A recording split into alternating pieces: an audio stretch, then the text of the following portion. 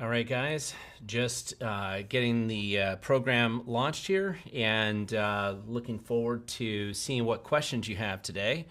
There's going to be probably a lot of questions that people have, but the thing I'm going to probably try to start out the live stream program here today with is something that people have asked me to do in the past, which is to basically make sure that I talk about a couple of the events that I'll be at over the next week, at least over the next week. And so I just want to go through this real quick. On October 21st, which is going to be this coming up Saturday, at the Clark County Event Center, which is an indoor event there, from 10 a.m. to 9 p.m. is a Great Northwest Awakening, and sponsored by the Patriots United group down here in Clark County. Great group. Last I heard, there's going to be about 1,000 people or so there, so it should be good. Big lineup. If you have not signed up, please do so now. Get your tickets online. That'll be a good event and a great opportunity. Think of it more than just going to hear a bunch of speakers. There'll be a lot of people there, but it's also, more importantly, an opportunity to network with other people. And you can come up and talk to me. I'm sure there'll be quite a few other people there as well. We'll probably, at least the way I usually do these things, I know we can have some breakout sessions if you want to go over strategies or stories or other issues. We'll be able to do that in person. And that's in Clark County, Saturday, 10 a.m., starts at 10 a.m., and it goes until 9, at least that's the schedule that they have online.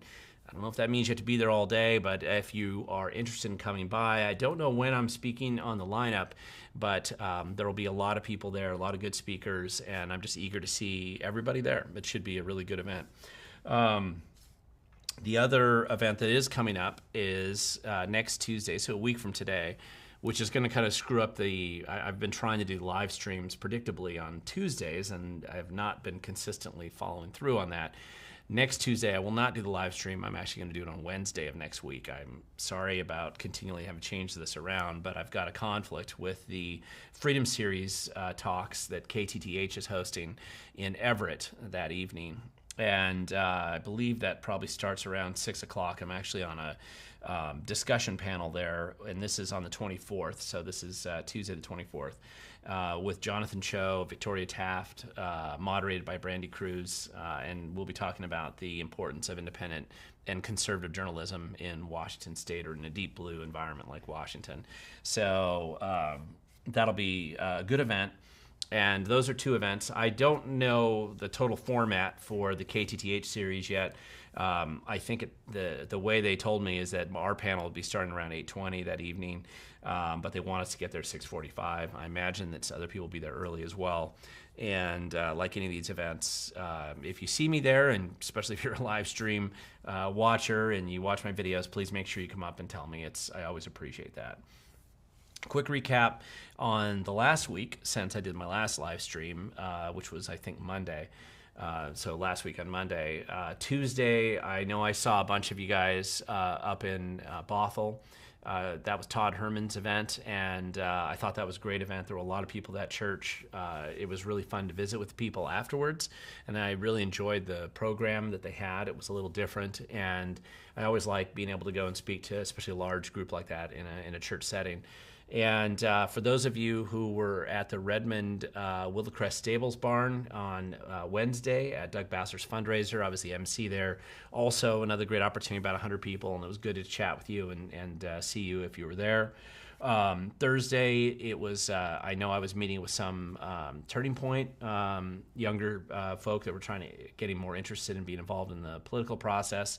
And then Friday, if you were out in Manson along Lake Chelan, that was the Women's Republican Club out there, the Chelan Valley Women's Republican Club. I know there's a number of them, but they were the ones that hosted me out there. That was fun. I hadn't been out there in a number of years, so it was good to kind of get back out to Manson. And then I had a long drive to catch the ferry in Anacortes, and had a chance to go visit some of my friends and some new people that I just met up in Friday Harbor, and some good activists that are trying to make a difference up there. And I'm hoping that the multiple events that were organized up there, that was also going to help lead to good things, and people who want to be engaged in the process and be more involved in what's going on up there.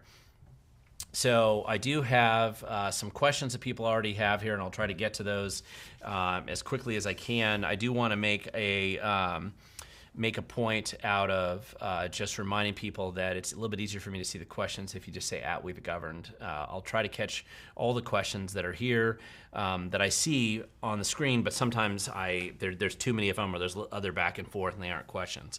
So I'll do my best as after all, this isn't Ask Me Anything, so I'll see if I can do that here. There were initially a question here by Ethan, and this was actually a question about jury duty, and it's saying, why is jury duty a forced action and only pays $1 a day, and why not reform this old law to be optimal for people who want to be a juror and entice people at a rate of $200 per day?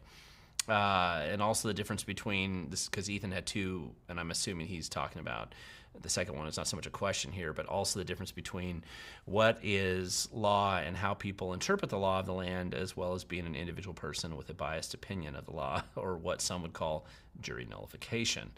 Okay, let's talk about, first of all, one of the reasons, and actually last time I did jury duty, it seemed like it was more than $1 a day, but it was a fairly nominal amount. And the jury duty is not intended as something that you should make any significant amount of money for. It's purposely and always been intended as something that you do as part of your civic engagement as a citizen, and as somebody who cares about what's going on in your community. It's very important to have sane and good people on the jury. It really is. I do think that that's why they just don't pay a lot for it, and I don't think that they should pay a lot for it. I'd be fearful that if they did, you would tend to get like this class of people that are always vying to spend their time doing that, and not necessarily for the right reasons, right? And so that's why it's kind of a per diem, kind of a nominal amount that they pay you for jury duty.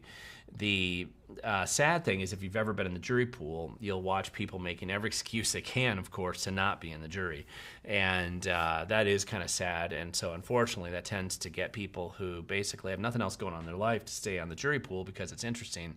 And if you're in a really complex jury case, like a murder trial or something that's going to go on for a long time, it's a little bit harder.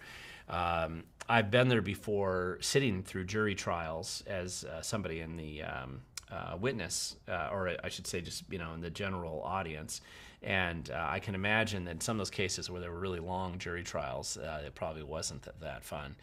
All right, so another question here is, this is from I'm Done with Totalitarians. The question is, would it educate anyone if you interviewed Carrie French? Well, it probably would. I like to interview people. One of the awkward things, if I'm going to interview people here at the studio, they have to drive a little ways. The studio's in Clark County. I live in Thurston, and Carrie's actually out of King County right now. So it's a bit of a drive. So organizing that's a little different. I am planning to do an interview next week, and one of the videos that I'm planning to do. I like doing interviews. I think it's good. I'm hopeful when I do interviews, I'm trying to do them so that they do educate people. Dean Sanderson, what can we do to make sure only American, state, and local government flags are flown on government properties? Well, that's a great question. The flag flying issue and flying a variety of other flags, here's what's kind of interesting about it. One of the original flags that was pushed to be flown on government buildings that was not an official city, county, state, or U.S. flag was actually the POW, MIA, prisoner of war, MIA flags. If you've noticed that, you'll see that in those flags flown in many, many other businesses. And that movement was largely, I guess if we're going to categorize it politically, we would say that's probably a conservative movement. And so remember, if you're going to decide that you can't fly non-government flags at all on government buildings, a policy, by the way, I generally support, that also means you can't fly flags that you support. So a lot of us would support the prisoner of war and missing in action sort of flags, but we would have to say that we're not going to fly those at all. And I'd be fine with that if they also not fly the other flags. I think it's a divisive process that they go through when they do that, and I don't think it's beneficial to the community at all. But essentially to do it, all you have to do is just like they did in that Minnesota town recently, which is you just pass an ordinance that says you can't. I mean, up to the level of the jurisdiction that's responsible for the flagpole. So the school district could say that they aren't going to fly any at the school, and the City council could say they aren't going to fly anything in front of City Hall, and the county commission or the county council would say they aren't going to fly anything in front of the county and at the state, et cetera, et cetera. That's how you do it. So if you want to do that, that's your process. But remember, you're also going to then not fly flags. Now, here's an interesting thing, is if they're discriminating as to which flags fly, and they start to open the door in other ways. And I think that's one of those things I'd make a point of telling people. If you're going to allow them to fly flags, then you can lobby to fly your own flag. And I don't know where that ends, but it seems like not exactly the place that we want government to be paying attention to or being concerned about. Let's see. Jack, you have a question here. When do we collectively say we are mad as hell and not going to take it? Pick a date. Well, I mean, listen, people have been saying that for decades. In fact, that particular formal reference, I think, comes from the 1970s, not earlier, but I think it was the 1970s, at a famous scene in this movie where people are supposedly saying, that, anyway, it was like a protest. We're going to respond and reject what's going on. And I don't think that anybody could ever pick a date. And frankly, it's the kind of thing that I think is different for different people. One of the things that I have talked about, and I brought this up recently just in a couple presentations around the state, is people tend to, I'm an activist for freedom and liberty. I strongly believe freedom and liberty is the core, fundamental, unique difference that has occurred at the founding of America, really drawing from a lot of other sources. And yes, I read the 5,000-Year Leap, just like probably a lot of people watching this video have. And I think that there's some real interesting insights into the analysis of what is it that allowed the founding of America, what were the unique kind of ideas that started here. And one of the interesting things is that a lot of those ideas were simply pulled from the experience that human people have already had in government, self-governance of various types. And so our founding fathers weren't totally ignorant about it, the history that they were trying to deal with. And so what they're trying to come up with is a system that would have some longevity to it and retain individual freedom and liberty, natural rights, and all these things that most of us frankly take for granted at this point in time. We shouldn't, but most people do. Where people decide, yeah, I'm mad as hell, or I've reached the end and I can't take any more. Honestly, that just changes by person. It's different for everybody. It's the idea of assuming that everybody's in the same place that you are, and they aren't. Some people came to the decision point that everything's going to hell in a handbasket, or there's something wrong with government, long before you did, and some of them aren't there yet for different reasons. The things that tend to trigger, I think, big political changes in people's lives tends to come with being a victim of crime. That tends to wake you up in a different way. Economic circumstances, so you lose a business or you lose a job, or things become economically really challenging around you, or you have kids, and that's another thing that typically happens where people start to change their perspective. They didn't have kids before, they do now, and how they're viewing the world around them is different. It's usually some variations of that. Sometimes I find that there's people I work with as activists, or I do work with them, and years ago they might have been completely on the other political side from me. They would have been very different than me. And what changed their mind might have been, excuse me, great, that's what live streaming is all about. Anyway, they might have been, they just saw behind the curtain and they realized how corrupt everybody was. And so sometimes it's that kind of event in their life that changes things for them, and they say, wow, these guys are just way more corrupt than I ever realized. And it's like somebody losing their religion. You see the scales fall off their eyes, and it doesn't usually happen instantly, but it usually starts a journey where they are no longer socialists, or they're no longer believing what government tells them, or whatever the path that they're on. And so nobody collectively does that. It typically just reaches a critical mass of some kind in your community, reflected in how things are voting, reflected in how people are politically organizing where they live, whatever it is. And there's no date to pick because there's no way you can tell when that date is going to happen. All right, here's another question here. Glenn, your experience with the legal system, the 7th Circuit 3-judge panel on Illinois' gun ban still have not issued a ruling for 4 months. Is this normal? This is a question from Jason. And Jason, that is normal. If you've ever done any appeals before, federal or state, that's actually not unusual.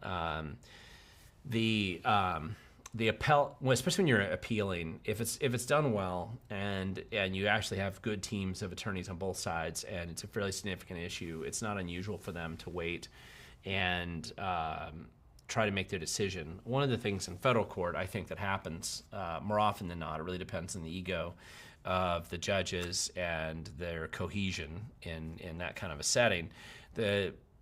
They are looking around and kind of reading the tea leaves, and they don't actually like being overturned. So they typically are trying to make decisions that the Supreme Court isn't going to step in and say, we're going to take that case and overturn you. So that usually if there's a decision process that's going on, it's something like that. Let's see. Here's a question here. Will Washington State ever get away from mail-in ballot voting? Sure, I believe that's possible. It's not going to happen tomorrow. What will probably drive that change, and I've discussed this before, is either something happening at the national level, which is possible, or you could see somebody, like I could see a case, for instance, coming out of, I don't know, Pennsylvania or Florida or something, where it basically goes up to the Supreme Court for one reason or another, and they intervene and they say, listen, this mail-in voting, all mail-in voting is just disenfranchises certain people. There's a problem with it. And that becomes a national thing. It affects things nationally. So that's number one. That's short-term. With the political will and the makeup that I see right now in the state, that's the most likely path where something could change, or it could be something changed at the national level, legislatively in some way. The other way that it could change, of course, is just enough of a scandal breaks out where people realize that the mail-in voting is being manipulated. Where it would really change is if conservatives or Republicans got in somewhere and really just committed wholesale vote fraud using the mail-in voting, the holes in the mail-in voting system right now, and had outcomes that were completely different than what the Democrats would expect. Once that starts to happen, shockingly, you will see the sudden reversal of the endless defense of the mail-in voting system, because it's all about politics at the end of the day, I think. Let's see. Can you give some? This is a question on from Daniel. Not really a question, but just asking, can you give some recommendations on the upcoming elections here in Washington? Well, if you don't know who's running for local office, one of the things I do recommend is always look up the Progressive Voters Guide, and whoever they say is the best person, that's the worst person. Make sure you vote for the other guy. Remember, we're a top two system, and so a top two vote getter, so it's a jungle primary system. So at this point in time, every general election is going to have two people in it. You might have a few cases where there's write-in ballots. There are a few races that are like that around. That's a very long and tough and difficult way to get there. But that would be just simple, keeping it simple. Look at what the Northwest Progressives say would be good candidates. Vote for the opposite person. That would be my recommendation. A lot of good school board races out there right now, and significant ones. And I would say also, there's a number of other races, the city council level. Where I live in Thurston County, the 2 commissioner races I think are very important. They've gone from a 3-commission structure to a 5, and so that's a big deal. It's not a charter change, but it's just a straight-up commission change, and that's a big deal. And so pay attention to those. Let's see. I'm done with totalitarians. Carrie will be in Clark County this Saturday as a guest singer. That's great. I just saw her Wednesday up in King County, so it'd be fun to see Carrie again. So here's a question. Not really a question, but hey, this is from Dan Shea saying, hey, I'm curious if you know anything about the WDFW commissioner's agenda to close predator hunting. There's some shady stuff going on with that commission. Yes, there is. The Fish and Wildlife Commission has been just infected with just some terrible people that hate hunters, hate hunting, hate conservation the way that it's been practiced for a long time. And their objective, of course, is to destroy hunting in Washington. That's exactly the opposite of what the commission was created for good management of wildlife, of course. And if these people are allowed to just continue to get their way, their proposals are kind of crazy, but if those proposals are what become law, then it'll destroy the health of the woods and the animals in it and all that stuff. The failure to maintain any kind of reasonable balance, prey predators and all that kind of stuff. It's just it's absurd. There's some real clowns they put in here, and they shouldn't have ever been appointed to that position. I'm supposed to be meeting with some hunting groups pretty soon, and I was going to help them with some of their activism ideas and just some research that they've done so that this gets a little bit more publicity. But it's a foolish and ridiculous policy approach that has been made at this point in time to end predator hunting, especially coyotes and other things like that. It doesn't make any sense. So there's a lot going on right now on in that area. Let's see. Vancouver, Washington, is becoming a true burned city. I don't know what that means. So, Armageddon, of course. Listen, I don't know what you mean exactly by that when you say it.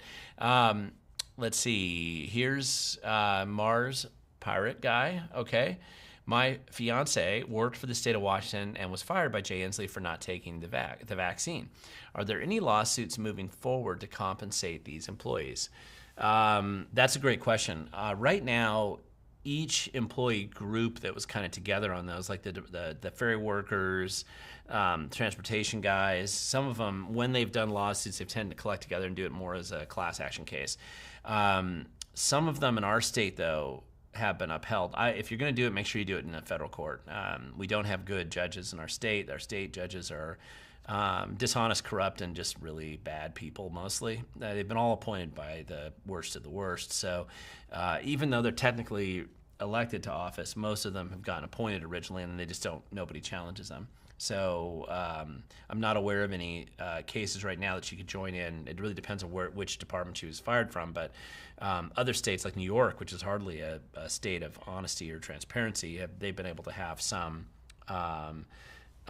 success in getting things going. So we'll see. There's a question here from Jason. Massachusetts is the next state to ban all semi-auto rifles. It has the same language as the Illinois and Washington gun bans. Is this a coincidence, and what can be done? It's not a coincidence. Obviously, Bloomberg and the billionaires that support taking away your firearms have been coordinating with each other for decades. Remember, they thought they had done this back in 1986 with the original semi-auto ban that occurred then under Reagan, and he signed it. And people need to go back and study that history a little bit. Now, obviously, it went away eventually, but for many years at that time, that was one of the big deals, was that you couldn't go out and buy a semi-auto rifle at the time for a long time, or certain classes of them. And what you're seeing now is this strategy for those who want you to be disarmed and to make you more vulnerable to crime, like Nick Hanauer or Bloomberg or Gates or any of these other people that are funding a lot of this stuff. It's a very elitist movement, and so it's always those guys that are pushing this kind of agenda. It's regular people who want to defend themselves. This whole situation in Israel should end the fact that the clowns that run our government in this country are totally unprepared and basically unaware of what's going on here. Remember, there's a terrible intelligence failure that occurred in Israel, a smaller country, probably more capable intelligence operations down there. We're letting millions of people come across our border with no vetting, and we're not even aware of who they are. We don't know who. We keep catching people that are clearly on the terrorism watch list or who want to do us harm. Why that won't happen here, or anybody who thinks that something equivalent to what happened in Israel won't happen in America is, well, if you want to make that prediction, you can, but you're going to be looking like a fool, unfortunately, very soon. I hope it doesn't happen, but I got a feeling that it probably will in some way or another.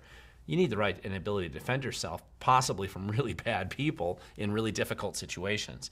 So we want that ability, and for a variety of reasons, the billionaires and the Democrat Party right now, because they've endorsed this wholeheartedly, seem to be focused on making sure you can't defend yourself. And this is the big battle. It's one of the bigger ones that we need to fight. It's been going on in this country since the 30s. There's really nothing unusual about that, but it has gotten, of course, a lot more money, and it's really become ratcheted up lately. So they're always coordinating with each other. That's how it is. Let's see. The Cristiano Suzuki, could you explain why the government needs to increase property tax to meet budgets? Can't they just lay off or cut people's salary? King County employees make good money.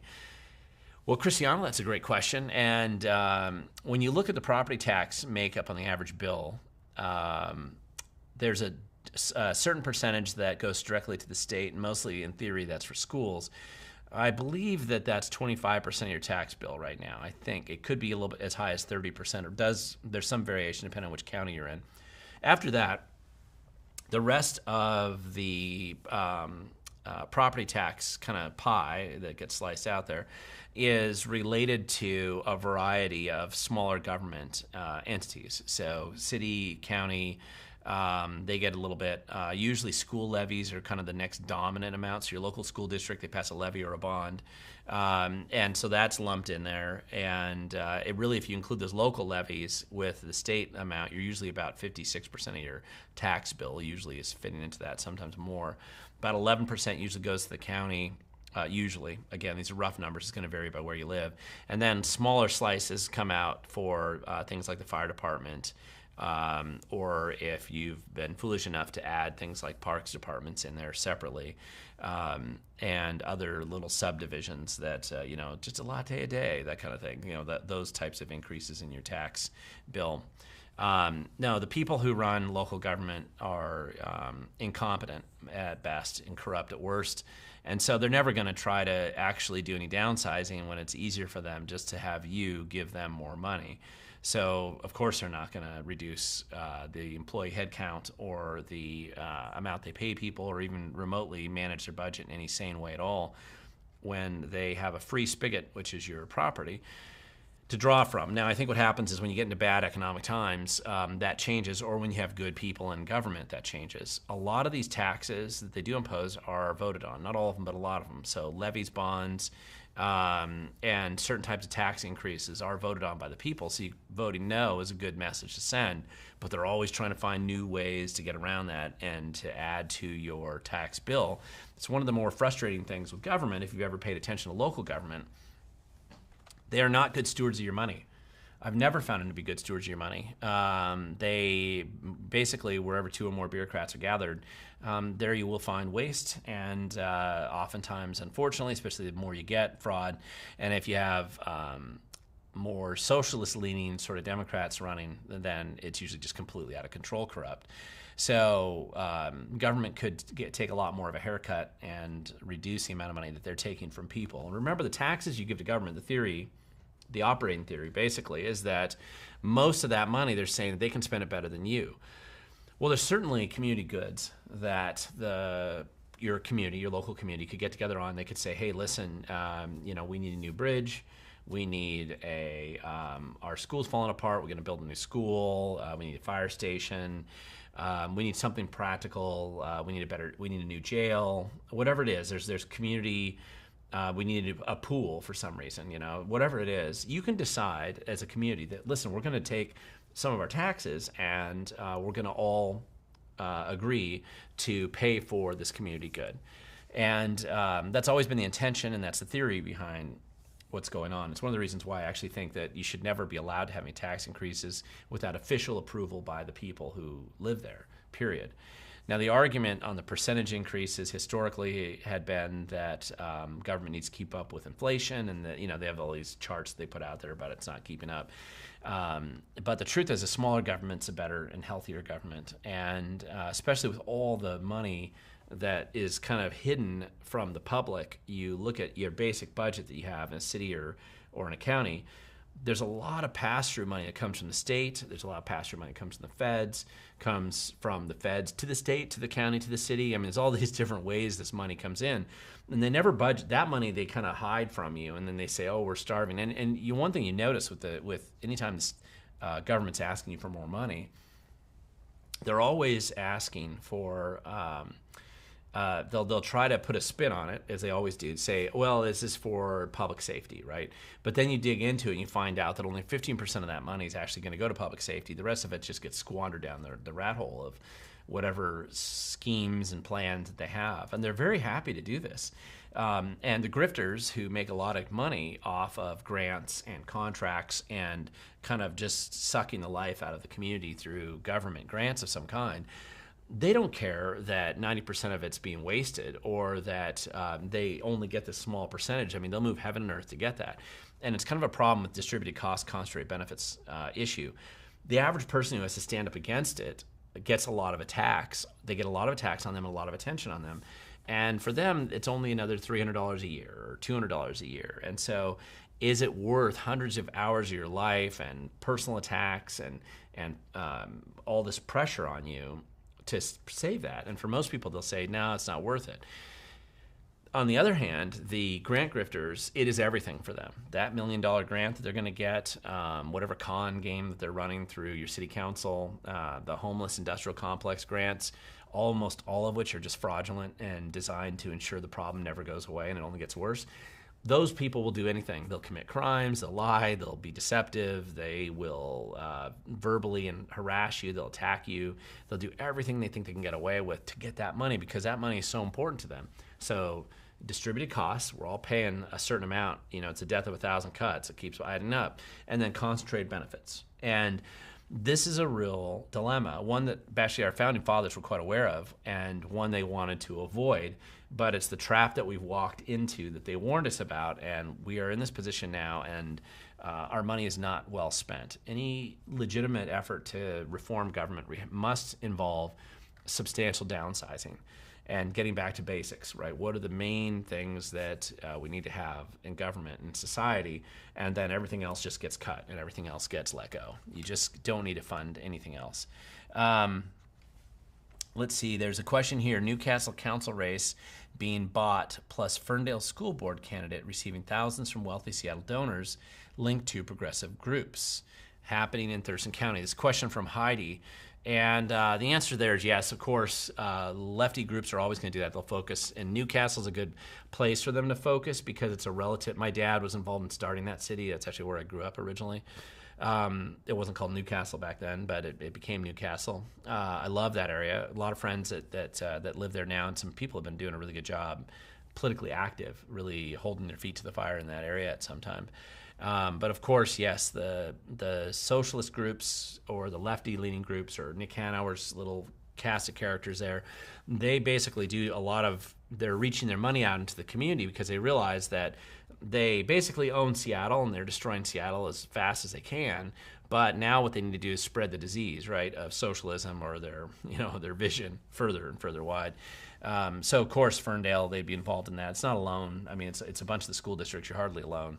But Newcastle will be classic because it's close to Seattle, so it's easy. Some of them have moved out of Seattle after they've destroyed it, and so they're moving to places like Mercer Island and Bellevue and Newcastle, and they want to trash those cities too.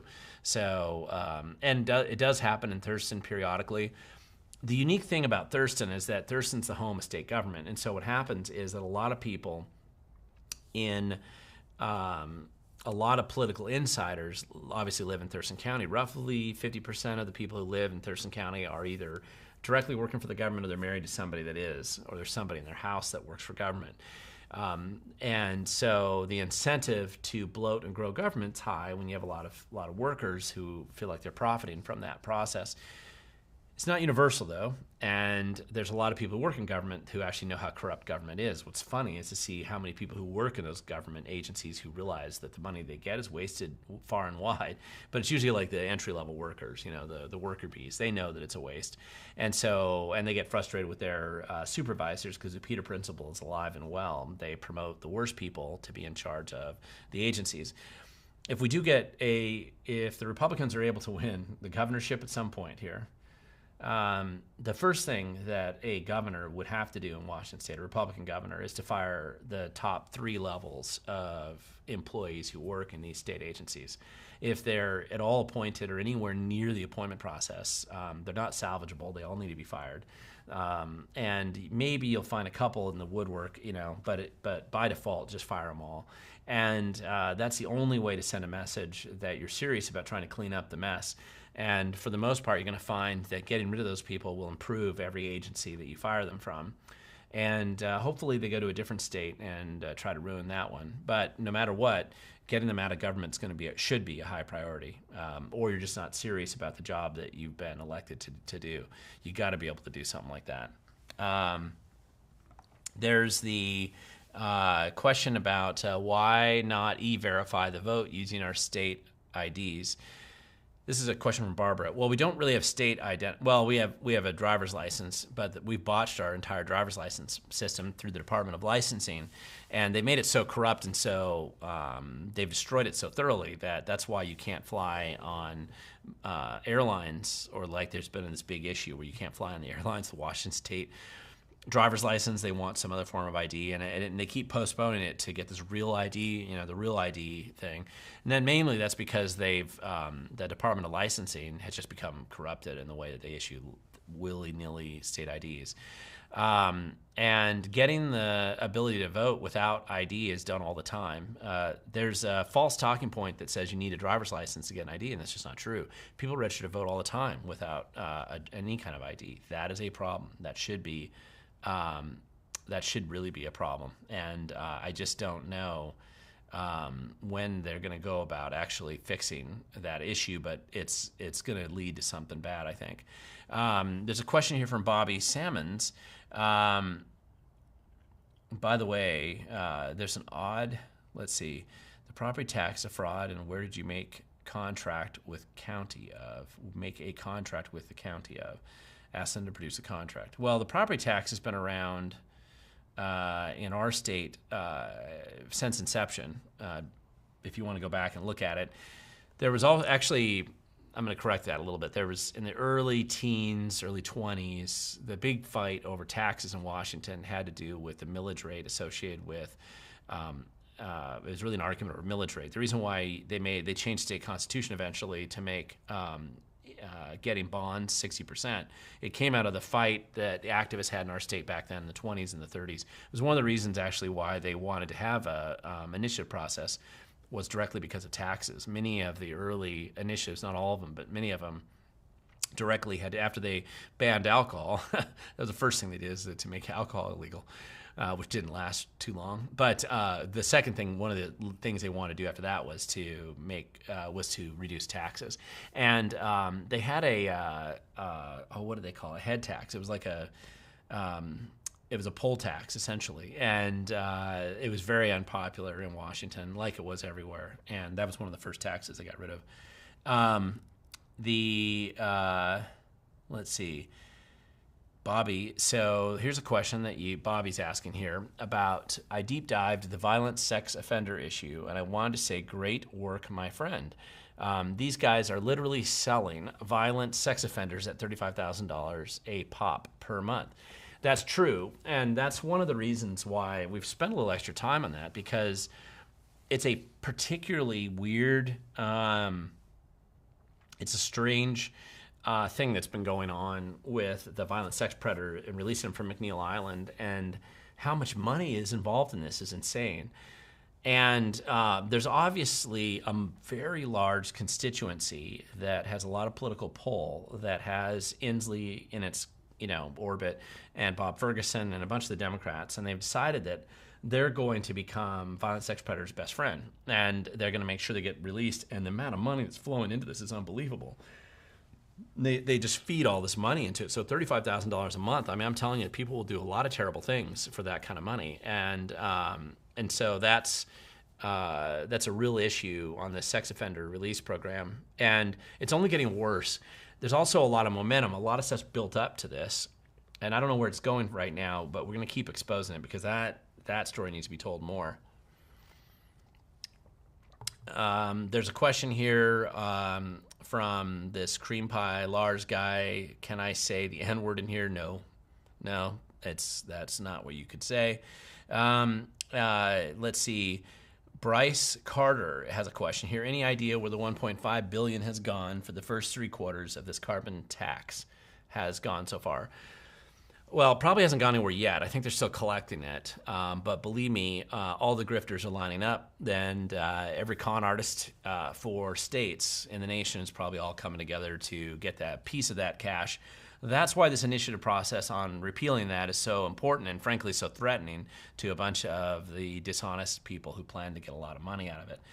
So we'll see what happens, but I think that it's very popular to repeal it, and but it's just a con, it's just a total scam. let's see. What about this is a question for Scully. What about the grocery bag fees? Wonder how much and where it's such a bunch of nonsense. Yeah, you're right. And we opposed these bag fees that they had a while ago. And keep in mind, this was kind of a nasty, it was a classic little thing, right? Again, death by 1,000 cuts, these little things that they do. And so saying, okay, well, we're going to require the retail stores to charge their customers X amount of money per bag issued, on the theory that those bags are just going to become part of the pollution everywhere, and therefore it's like a pollution tax or something like that. I think that's the thing that they're trying to do for the consumer. And the retail operations that didn't want to charge that were threatened with litigation by the county. I know Thurston County and other places, they were threatening them, say, this is our county ordinance, you have to do it. Now that they get these stores, Safeway and Fred Meyer and Walmart and stuff, used to charging that tax, then what they do is, even if they change it later, it's something that those stores have become accustomed to gathering. And it's not a lot of money, but it does add up over time. It probably goes to the bottom line. Maybe it makes up for a couple of serious people stealing money from the store. And so it's beautiful from an ugly standpoint, where they basically get these guys to compromise themselves on something they don't want to do and build it into the system, and then it just becomes part of everyday life. So I'm hoping that that's a classic thing that just annoys people, and it should be repealed. Let's see. The flip of the Louisiana governor race gives us hope. If you have insight to use key takeaways from Louisiana to apply in Washington, I would appreciate your opinion. Okay. Yeah, I do have some very, very serious opinions on that. I think that did make a difference. Despite all the drama and ridiculous headlines, it's very difficult to track around the country who's actually involved in trying to fix some of the problems with the voter rolls. Louisiana was actually a place where they did a ton of work, and Louisiana has had, I'm talking 150 years of history of just terrible job, with their voter rolls, really bad corruption problems down there. The feds actually had intervened back in the 60s. I mean, it was really known as a place where there was a lot of corruption on the voter rolls.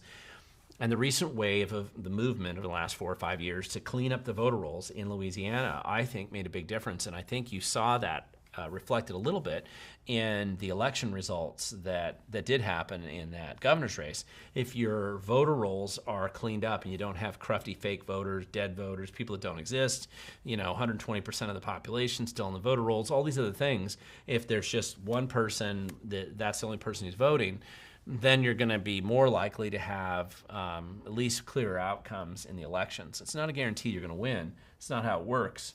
It's a guarantee your election is going to be a lot cleaner, and I think that's what you saw there. Florida has had a massive effort in trying to clean up their voter rolls down there, and they've uncovered a lot of problems. I mean, they just took 400,000 fake, totally not real voters off the voter rolls in Florida.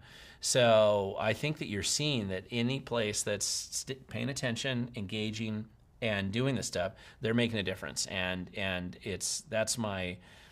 that's just something, it's behind the scenes. I don't think anybody really notices it. They're not paying attention to it.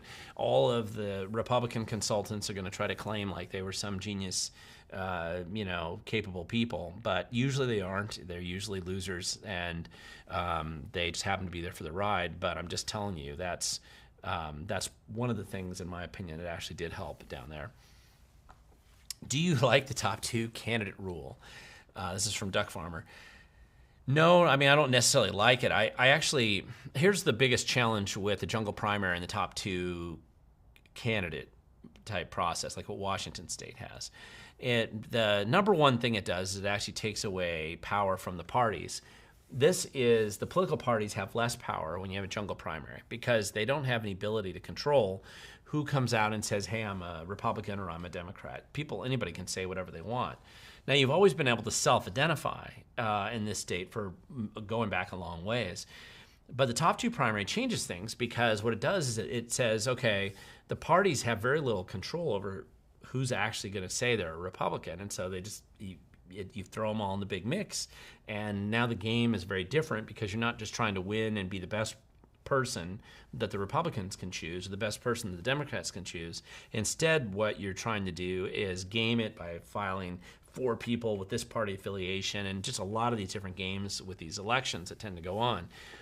And so I also think that and so the other downside, I think, to the top two system is now weakening the parties. Some people hate political parties. I have a lot of problems with political parties many times myself, both of them, both the dominant ones. That being said, you work within the one that most closely aligns with your belief system. Freedom and liberty have no home in the Democrat Party anymore. I mean, there's probably rarely been a party that's so opposed to the concept of individual freedom and liberty so strongly and so clearly as the Democrat Party today. And so the Republicans aren't perfect, long ways from it, and I don't put my faith in a party to solve the problems, but at least there's a home for liberty and freedom on the Republican side. So that being said, the only upside sort of on the top or on the top two primary process is that when you have a crowded field, as Washington has had in the past for, say, senators or governor or other positions, it was largely believed that the difference between a Republican losing and instead winning had been these third-party candidates. And so when the Republicans kind of were willing to cave earlier, it's 20 some odd years ago now, when they kind of caved on this top two primary system, or at least certain people did, they caved largely because they believed that would probably help them in national race or statewide races, and so that would be more likely to clean up these annoying third-party candidates, and that our guy had a better chance of getting through. Well, that really hasn't been the case. It's really just created a lot more gamemanship, but it is a system that we have now, so you have to approach it and recognize that that's how it works today. So flooding the zone with 7 Republican candidates when you run against 2 Democrats is pretty foolish and a stupid way and a guaranteed way to produce really bad results, as we've seen in the 10th Congressional District, as we've seen in the Lieutenant Governor's race, Secretary of State's race, others, where Republicans, like a collection of lemmings, have just decided, I'll jump in and, 7 people or 5 people, and of course what they do is they all take each other down. So now the Democrats have done that before too. That's why we had a Republican treasurer some time ago. I think that was a 2016 race where they did that, and they ran. There were 2 Republicans who kind of were equal, and there were 3 Democrats, and the 2 Republicans together actually got more than the 3 Democrats who were fairly equal, and it became a 2 Republican race at the end of the day. And that was funny to me. And the Democrats know that math well. They may deny math exists. You may not be able to tell that they understand how math works at all when it comes to budget productions or forecasts or anything else. But when it comes to elections, math is the one thing that's the place they rediscover it. You'll rarely see them screw up like that. So, whereas Republicans do all the time. So I don't necessarily like it. It's just the way it is. And so you got to have a plan, I think, that makes sense there. Let's see. There's a question here. Let's see. Should we have tree donations and go back to paper bags? That's Barbara. Yeah, I don't mind. We can go back to paper bags. Plastic bags are pretty helpful and handy. The bags get reused. I don't know who doesn't reuse those bags. So I always thought that was kind of interesting. Let's see. Ivana, there's a question. This is an odd question. Are we still funding the British Crown through our income taxes? When you say, are we funding, here's one of the questions you should ask then is you just look at the foreign budgets. Are we giving money to England in some way or another? Maybe. I would take a look at how we spend our money and where it goes, and a lot of it, the majority of it, I would believe, probably just gets wasted, and whether it's going to fund the British Crown or whether it's going to fund studies on chimpanzees in the Congo, or whether it goes to some other project somewhere else. It's just vast sums of money get wasted that way. The world will be a better place if America would just cut off a lot of our ridiculous foreign expenditures, as well as a lot of our domestic expenditures. We'd be in a much better shape if we did that. Sorry, because that was a weird. I went back there, and I'm going to come back down to where I thought we were going. Let's see. Famacor, you're saying the semi-auto ban referred to in 1986, the Hughes Amendment. It outlawed private transfer of machine guns, Class 3 machine guns, I'm assuming you're talking about. Yeah, I mean, it's been a while since I've gone back and looked at it because obviously that changed later on. There was a sunset clause built into the original ban that Reagan signed, and of course, eventually it went down. So it's sort of irrelevant now, but it's worth paying attention to what these laws are and different amendments that they have on them. We've got a lot of work to do. Ivana, you're asking CFR still controlling candidates. Council on Foreign Relations, I'm assuming that's what you mean. Still controlling candidates. Well, I mean, at a national level, you may have some people that decide that they're really into that. A lot of people want to believe that there's, and I think it's a risk that people need to just be aware of. Never underestimate the stupidity of people in government or the corruption that can befall the people in government. The idea that there's some grand conspiracy behind it all, I'm sure there's a lot of conspiracies, but I think most things don't come about, and most of them aren't that secret because nobody can really keep a secret. Most of the time, there's just general acceptance that they're going to be corrupt and they're going to try to come up with some plan and they're going to hope to profit from it. The CFR is a mindset, the Council on Foreign Relations to some extent, just like these grandiose central planning schemes, you see them come up everywhere. Now, it's like a religion. Once you buy into it, you have to be totally on board or they expel you or excommunicate you from the religion, I think.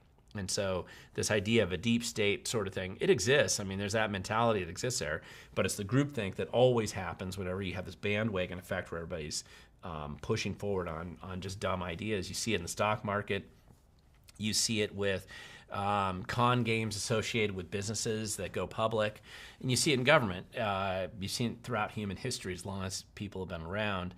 And so the idea is that I don't think it's so much about people being controlled, but they buy into whatever that religion is of mindset about government controlling everything. And it's particularly, I find people that are, go to Ivy League colleges. I went to one too.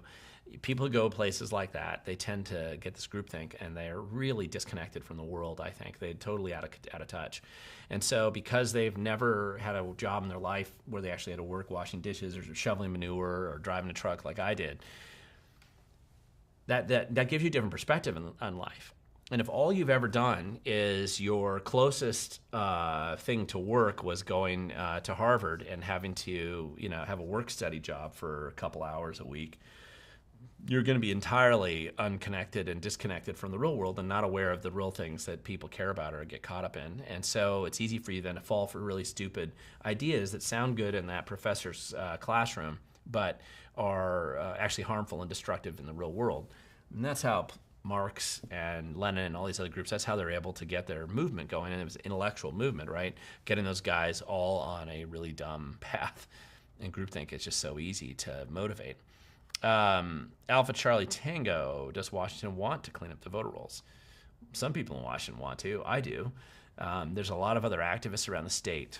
There's hundreds of us that are actively involved in trying to clean up the voter rolls right now. In fact, if you looked at the King 5 News story last night, one of my friends, John, has been successful in making an impact in Thurston County. And so Chris Ingalls, who used to be a journalist and now he just is a mouthpiece for whatever the state tells him he has to report, apparently. He works for King 5 News. Again, he used to be a journalist. He isn't anymore when it comes to this issue.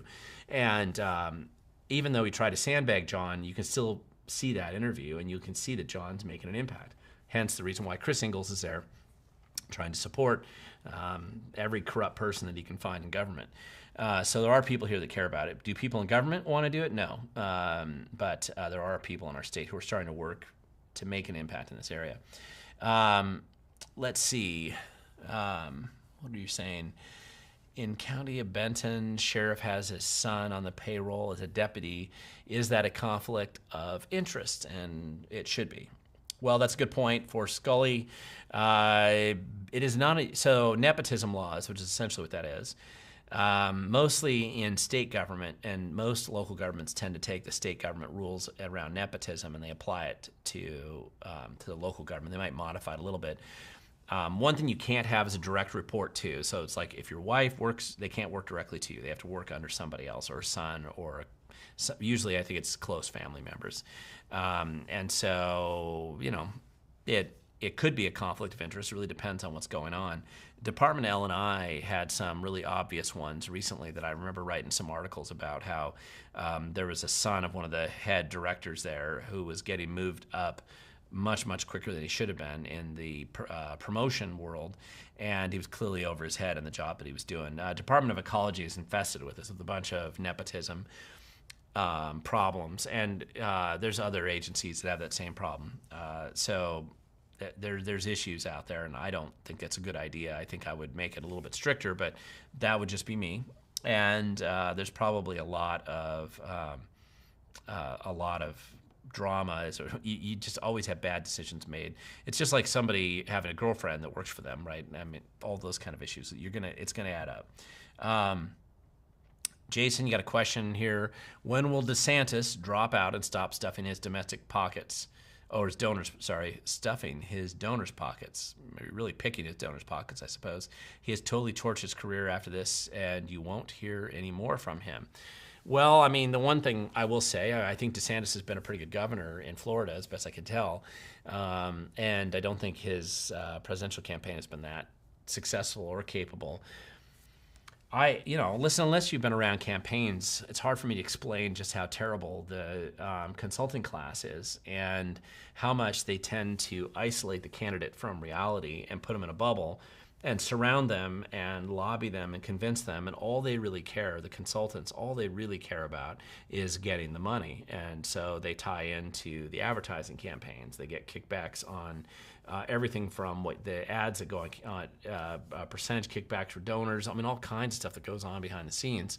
And so it's very hard to find any honesty in that process. So DeSantis is probably a pretty capable guy, and I think a lot of things have just probably gotten out of his control and probably wasn't what he expected, but it is what's happening. So we'll see what happens there. Daniel, you had a question. Didn't the liquor tax have an expiration date? It did not. The liquor tax didn't have an expiration date. And it's amazing how much higher the liquor tax is. There's other taxes I'd get rid of before I'd get rid of the liquor tax in Washington State. The B&O tax, I'd cut. I think that you can cut property taxes and sales taxes lower than they are right now. So anyway, I think that but there doesn't have an expiration date. The big change that was really made by initiative was to eliminate the liquor stores as the only way to distribute liquor in Washington, and that was largely funded by big retailers because they knew, and realistically they were aware, that they're going to make a lot more money if they could sell alcohol, despite the big tax. So a lot of that's going on. Let's see. Why Republicans not attacking Bob Ferguson? This is a question from Doug. Well, I don't know that they aren't. One thing you'll notice is if you're getting your news from the traditional media, they won't cover any attacks on Bob Ferguson regardless of who makes that, because they're going to cover that up anyway. They're mostly in the bag. King 5 News is completely dishonest. I can't believe anybody even watches that station anymore. They're just completely sold their souls. And others have gone down that road. Seattle Times isn't reliable. Neither is obviously Tacoma News Tribune or any of these other guys. And there's a reason why all these channels and stations and newspapers are kind of diving. Now, people just know that they aren't getting anything remotely truthful from them. So they're not going to cover any attacks on Bob Ferguson. I've been around a number of different Republicans speaking publicly, and everyone that I've heard has attacked Bob Ferguson so far. And that's just because Bob Ferguson's so bad. He's giving them a lot on which he should be attacked. But we're also over a year away from the election, and so there's a lot of positioning that's going on right now, and that's just how it is. How much of our tax dollars are paying for failed social programs? Great question. That's a great question. I would say pretty much all of them. Most of your tax dollars gets wasted. Obviously, your tax dollars going into education today in Washington State is mostly wasted. May not be 100% wasted, but I'd say mostly. You are spending more money than ever on fewer students, because there's a lot of parents now that have been pulling their kids out of the school system, and you're getting the worst test scores in decades. Plus, they've dumbed down the curriculum as part of this program, and they're making it so that they being the administration or the teachers, can't really administer any kind of penalties for students who are highly disruptive in class, which destroys the learning environment for the rest of the students. It's a big problem in Washington. If you don't know a teacher, then you may not know what I'm talking about. But talk to any of the teachers, it's become a problem, and it's a huge one. So that's where a huge portion of our money goes. DSHS then is your next one, which is Department of Social Health Services. A lot of it's federal funds that get passed through. There's massive corruption and fraud and dishonesty and destructive elements to that. Is it being spent well? Of course not. These guys couldn't spend money well if it was their life depended on it. So this is just all the stuff that's going on out there right now. Let's see. Right here. Here's a question up here. If anyone asks you, why do you need a gun? Say this. Why do the criminals need them? Yeah, great question. I don't even need to ask that question. I would just say that we certainly don't want to open yourself up to relying on the government to protect you when they clearly won't, and nobody's coming to save you. So you want to be able to protect yourself. Let's go down here, and here's a question from Jason. Would the hunters groups help politically push to roll back the sweeping ban on all semi-auto rifles with threaded barrels? I'm assuming that you probably have a lot of crossover. My experience has been that you do. I think these are groups of people that basically are in alignment, and it's not just hunters and gun owners. It's all kinds of people, victims' rights groups, all kinds of stuff. We could really do quite a bit. Jason, you're asking a question.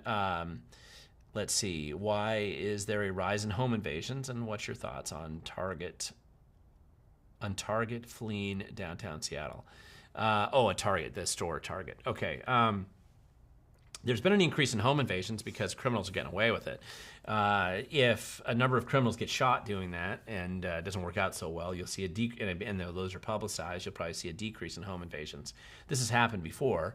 I remember years ago, I was in college, I think. They had a home invasion in Burien, and it was a classic case, or White Center. I'm not sure if it was Burien or White Center, but it was in that area. And it was this criminal that got out of lockup in King County. And I guess to celebrate, on his way home, they decided to randomly pick a house in Burien or White Center, again, somewhere in that area. But they just randomly, I don't know, the mind of a criminal, I don't know. But he and his 3 buddies decided the best way to spend their time, just as he gets out of jail, is to go kick somebody's door in and do a home invasion on the way home. And so that's what they did, and they picked the wrong house, and all of them got shot. Multiple, I don't know how many of them died, but they all got shot. The police knew they were at the right place when they showed up because some of the guys were still crawling across the front yard. Anyway, home invasions went down after that. So typically that's the kind of thing that, and that was in the early 90s. So it was I just kind of remember that. It was one of those stories that was funny. I mean, it was funny to me at the time, not so funny for those criminals, I suppose. Chris, you have a question down here. How did the sheriff become appointed instead of elected? Well, most sheriffs in Washington State are elected. The only sheriff I'm aware of right now in Washington State that's appointed is in King County. That happened because King County is a charter county, of which there are 7 of those in Washington State. It's Snohomish, King, Pierce, Whatcom, Clallam, Clark, and San Juan County. And all of those counties are charter counties. So they have the ability to modify the commission structure that has traditionally existed in the state. And they could say, okay, well, sheriff, we're going to make an appointed position. And King County has flipped this way back and forth. When King County originally became a charter county, they made the sheriff an appointed position. And then there was a little bit of rebellion through the 70s and into the 80s, and they made an elected position. The voters did, but it was also the charter amendment process, which I think that every 10 years they review the charter. And so they decided we're going to make an elected position, which they did. And then recently, a couple years ago, and I don't think this was a good idea, it's a terrible idea, but they decided to make it an appointed position. So if you're in King County, that's why your sheriff is appointed, not elected. But everywhere else, they're elected. All 32 of the commission counties, they're all elected, and all the rest of the charter counties, they're also elected. So you're really just talking about King County that did that. Let's see. Can a member of Okay. So, Sandra, this is a question from you. Can a member of the city council campaign for a candidate, or is that a conflict? Sure, they can. They can't do it on county time. So that's where you run into potentially a violation of RCW 4217A 555, misuse of public resources. And for campaigning, which is illegal. So they can't do that. But they can go out and campaign for them on their own time, just like anybody else. There's no conflict there. You might cause hard feelings, depending on how you're doing it, but you can do that. Are the voter rolls cleaned up before November? Well, they should be, but of course they aren't. The argument the auditors will typically tell you, and some I think auditors are trying to do a good job on this. There are some things that constrain them a little bit. There's some federal laws, the 1993 motor voter law. There's some others that do constrain them on the process that they'd go through and clean up the voter rolls. But they'll tell you they do this every month or on a regular basis, ongoing basis, all the time. The biggest cleanup tends to be end of the year. It's actually after the elections mostly, and it's not totally dishonest as to why it happens. Part of the reason is under federal law, if you don't vote in multiple federal elections in a row, then you get put into the inactive status, and then after being there for a certain period of time, they can remove you from the rolls. And so a major election in an even year, 2022, 2024, that would give them the ability to remove it pretty easily, even under their marginal and barely legal process they follow now. And so that's why you'll see some of them. There's a question here about from Christine. What's a charter county? A charter county is a decision. It was a constitutional amendment made in Washington State back in, I think it was 1948. I don't remember the amendment number, but it basically allowed, it was part of this kind of tail end of the progressive movement from the 20s and 30s that was happening in our state. And one of the things they wanted is a little bit more options for accountability in local government. At least that was the theory. And so what they wanted to do is allow people some variety in how they could organize their counties. And we have 39 counties in Washington State. And so the idea was they wanted to provide this option for local government that if the voters chose to do so, they could reorganize their local government into a slightly different structure. And that's what a charter county is. So there's 7 of them that have done that. So 39 counties, 32 have not gone down that road. They're sticking to the same commission structure of government that was set up originally by the founding of the state. The other 7 have gone down this charter path. Of the 7, there's been a number of experiments in local governance that we've seen that have been stupid and foolish. San Juan County decided that it was smart a couple years ago when they turned themselves into a charter, and they decided to have an even number of elected officials. So usually you have an odd number of elected officials because that way there's no ties, right? How do you break a tie when you have elected officials and it's an even number? Well, San Juan County has a lot of progressives. Math's not their strong point. And so they thought that 6 was a smart move. And it wasn't, and it was foolish, and it led to all kinds of other problems and lawsuits and other drama. So they did change that, and they went back to a 3 county councils system.